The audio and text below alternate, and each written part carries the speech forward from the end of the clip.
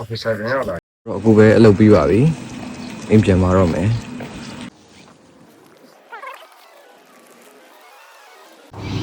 အားလုံးပဲမင်္ဂလာပါအခုကတော့အလုပ်ဆင်းလို့အိမ်ပြန်နေရဖြစ်ပါတယ်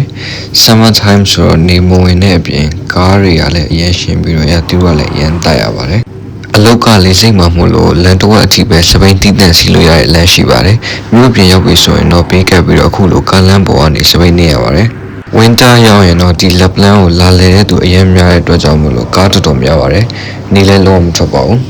ဒီကီတလာမြို့မှာလူဦးရေကလည်း6000ကျော်ပဲရှိတာမို့တိတ်ဆိတ်ပြီးတော့သဘောရှုခင်းနေတဲ့နေလို့ကောင်းတဲ့မြို့လေးဖြစ်ပါတယ်ဒီကီတလာလေးစိမ့်တဲ့အိမ်က5 km ပဲဆိုတော့စပိန်နဲ့ဆိုရင်သွားပြန်နိုင်ခွက်လောက်တော့နေရတယ်ပေါ့နော်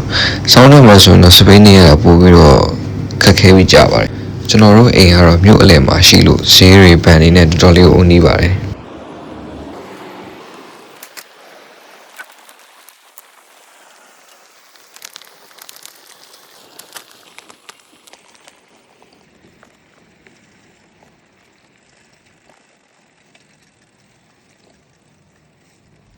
officer တွေရောက်လာ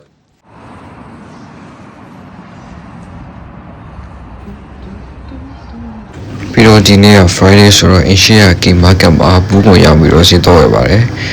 ဘူးကွန်ရောက်တာစုစုပေါင်းယူရို40ကျော်တော့ရခဲ့ပါတယ်